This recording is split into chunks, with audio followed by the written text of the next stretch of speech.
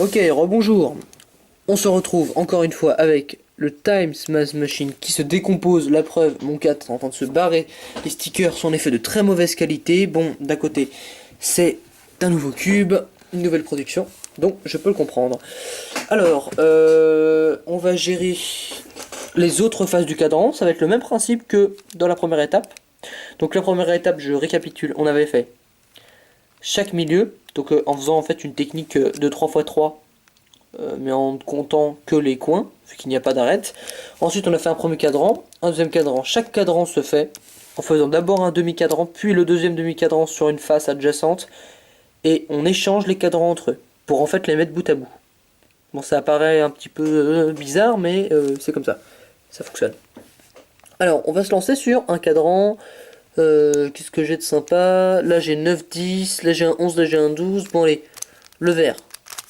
Alors, mon vert, pour commencer, j'ai 5, 6, 7. Je vais donc chercher un 4. Mon 4 est là. Je l'aligne avec le 5. Je le sauvegarde. J'ai un 8. Le 8, il va venir ici. Pour le faire venir là, en fait, je vais tourner en bas, à la limite entre les deux séparations. Toc. Je sauvegarde. Le 3 va aller à côté du 4.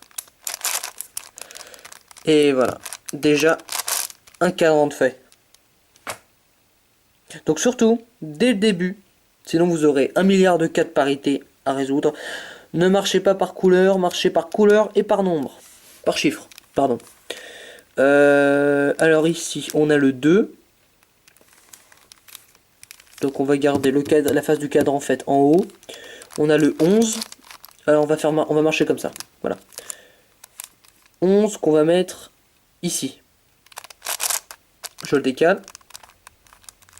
Mais attention, en faisant ça, je casse ce qu'il y a là. Donc, vu qu'on travaille surtout sur le côté gauche, on va passer l'étape faite du cadran à droite. Hop, je décale ce côté-là pour le faire partir en bas. Je reviens le 11 ici. Et je vais mettre le 11 à la place du 10. Hop. Hop. Hop. On va gérer pour le 9.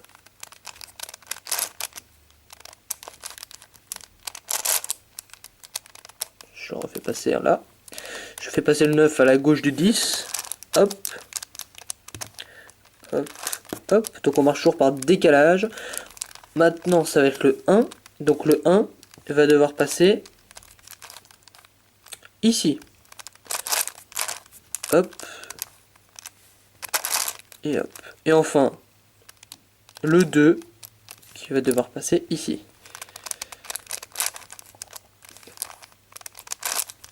Et voilà, un deuxième cadran fait que j'intègre en fait comme la dernière fois. J'échange deux cadrans. Et voilà. Bon, on va faire le cadran rouge. Pourquoi pas. Même si on appuie sur le bleu, mais ça je le réserve pour la fin. Alors, cadran rouge. Qu'est-ce qu'on a? On a un 2-3 qui traîne, un 4. On va commencer par traiter le 4. Alors attention. Voilà, je me mets ici. Hop. Sauf que là, ça fonctionne pas. Je vais faire passer le cadran, le 4, sur la deuxième moitié du cadran pour mieux l'échanger en fait. Sur le côté. Voilà. Là, je vais faire passer le 4 ici. Hop. Hop. Hop. Je regarde souvent si j'ai conservé mes faces. Je cherche le 5. Le 5 est là. Je vais le faire passer ici. Pour mieux en fait l'emmener là. Hop. Hop. Et hop. Là j'ai besoin du 6. Le 6 je dois le mettre ici. Hop. Je décale. Je redécale. Le 7. J'emmène ici. Je le mets sur l'autre moitié du cadran. Pour ne garder que le 7. Le 7 je le mets là. et je l'insère. Et là, vous avez une moitié de cadran en fait. La deuxième moitié du cadran, comment on va faire? On va dire. Alors, on a quoi? On a ça, on a le 10. Poum poum poum. On va aligner 10 et 11. Voilà, déjà ça le fait. Ça m'avance pas à grand chose, mais bon, c'est déjà ça. Oui. Non. On va aligner le 12 avec le 11.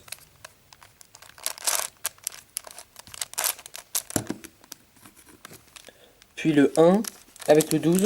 Le 1 qui est sur le cadran orange. Donc on va faire passer du cadran orange au cadran bleu au bon endroit. Hop. Hop. Puis il nous faudrait le cadran 9 qui est ici. Qu'on va donc faire passer là.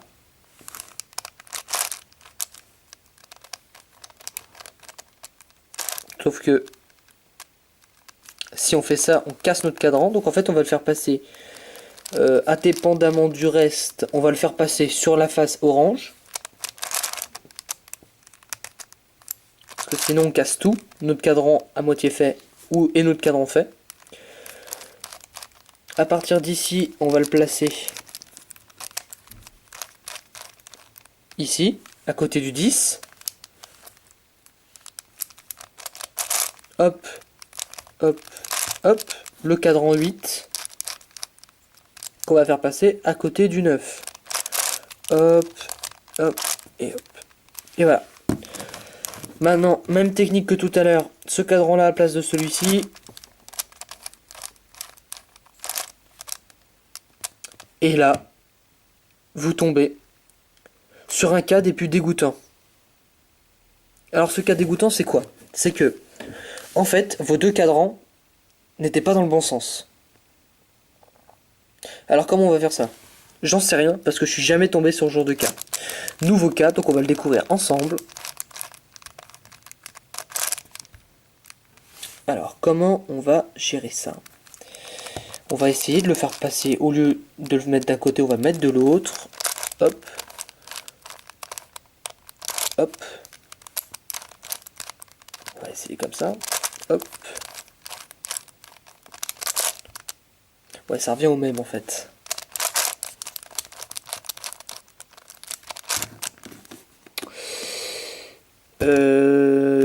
Ouais, je réfléchis.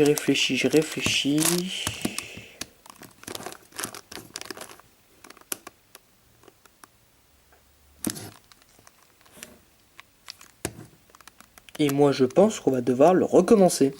Hihi. Donc, c'est-à-dire inverser tous les chiffres. Bah, c'est parti. Alors, on va mettre celui-là ici. On va travailler sur le cadran droit. Qu'on va dire que le 2 va aller là.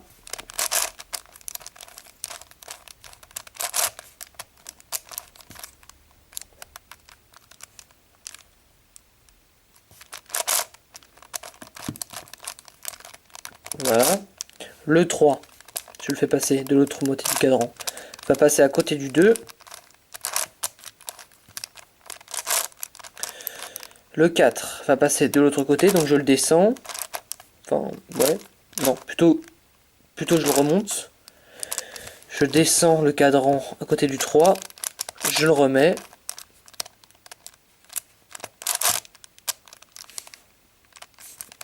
Le 5, je le monte. Je fais passer le cadran à côté du 4. Je le descends. Je remonte pas. Et le foutoir. Le 6, on va le faire passer ici. Et le 7, idem. Et voilà, vous avez réorienté votre cadran. Bon, on vient de le découvrir ça. Trop stylé. 1, 2, 3, 4, 5, 6, 7, 8, 9, 10, 11, 12. Plus que 2 cadrans. Et c'est là qu'on rentre dans le compliqué.